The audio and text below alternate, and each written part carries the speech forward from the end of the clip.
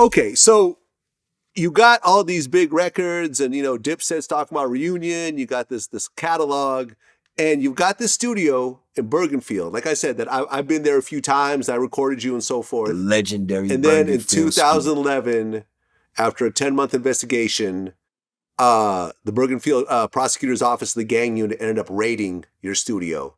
They found 2 loaded 9mm handguns, boxes of ammunition, 84 grams of marijuana.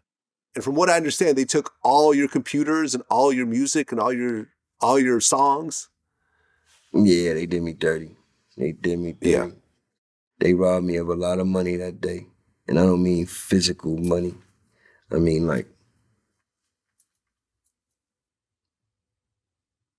money that you can't touch. My fucking music, pretty much, yes. Mm-hmm. It was crazy. What you want me to elaborate on that specific story or something? Well, no. I mean, it just seems like, from what I understand, you kind of went into a depression after that, which is understandable. Oh man, no, I did. Not a depression, I would say, but it fucked me up because, which you didn't get to mention, but I'll mention it, I guess. When I got my computers back, I don't know if y'all remember the song Santana where I said, I got 100 songs on lock stash. I could pop songs just like I pop tags. You know what I'm saying? I really had over 100 songs, and when they raided my studio for the bullshit that they raided my studio for, they fucking took my computers, and when I got my computers back, but when I got my hard drives back, it was 0 music on my hard drives. You know what I'm saying? It was unretainable to the point. I went down to, what do you call this shit in Midtown? Basically one of these crazy ass computer fixing stores where it's like, if they can't fix it, nobody can fix it. Gave them like $8,000 to fix these hard drives, and they couldn't retrieve nothing else on the hard drives. And yeah, that shit hurt, man, because it was like, I wasn't writing music. You understand what I'm saying? Like, everybody, I don't write. So it's like, all my music was recorded on this hard drive, and I didn't have it back. Well, I had it backed up, but they took all my hard drives, and so yeah, that definitely put me in a real bad space, man, for a while. And that's another one of those things, like I said, people don't see.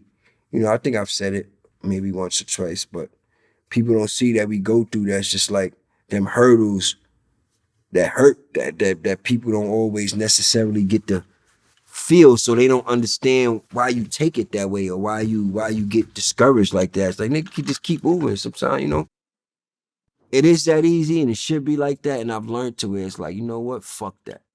Just keep pushing. But at that time, it wasn't that easy. You know what I'm saying? It just wasn't that easy. Yeah, man, that was sad. As someone who's been at that studio and seen how much love and dedication you put into that spot. Come on, the energy. I don't know nobody from New York City that didn't come through. I had Diddy come through there 4 o'clock in the morning with Ciroc and 2 white girls like this. I had so many legendary nights. Redman and Method Man come through there and record the verse. So many just legendary nights in there. I had everybody in that studio. Everybody come through and bless, just the energy, just oh man, it was crazy. It was crazy. They did me dirty. Yeah. They did me dirty. What happened to that case? Was it ultimately dropped? Yeah, it was a frivolous case, pretty much. Like so yeah, it was ultimately dropped, pretty much. You know what I mean? The guns were mine, of course. But because they was in my studio, that's why they charged me with the guns. So, but they weren't my guns, so I didn't get, once it kind of went on.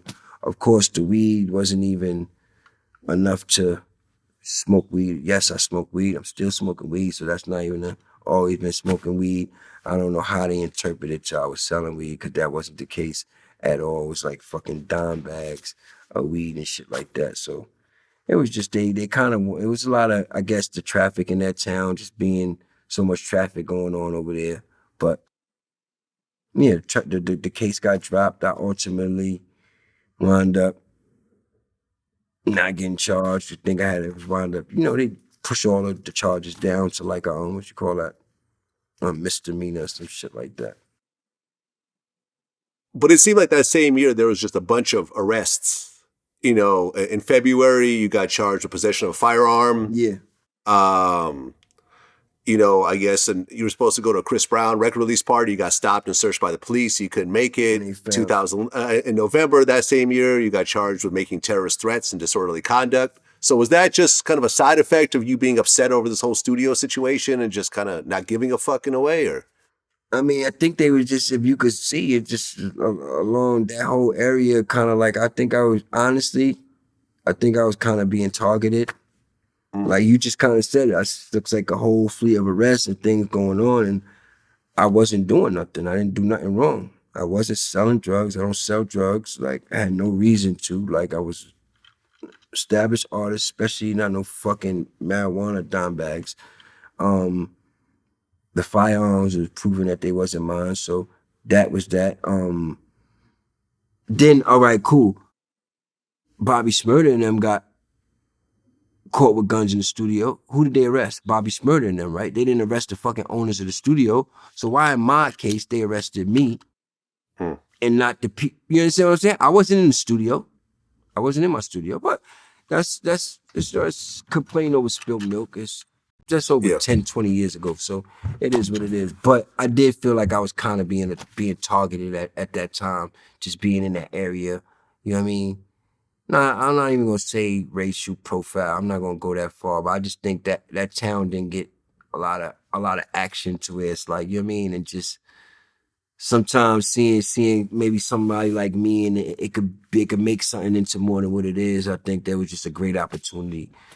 That's the only thing I could think of, because like I said, all I did was do my business over there, work in the studio, and you know what I mean, leave. Smoke my weed. You know what I mean? That's it. That's about it. If smoking weed was the end of the world, and then hey,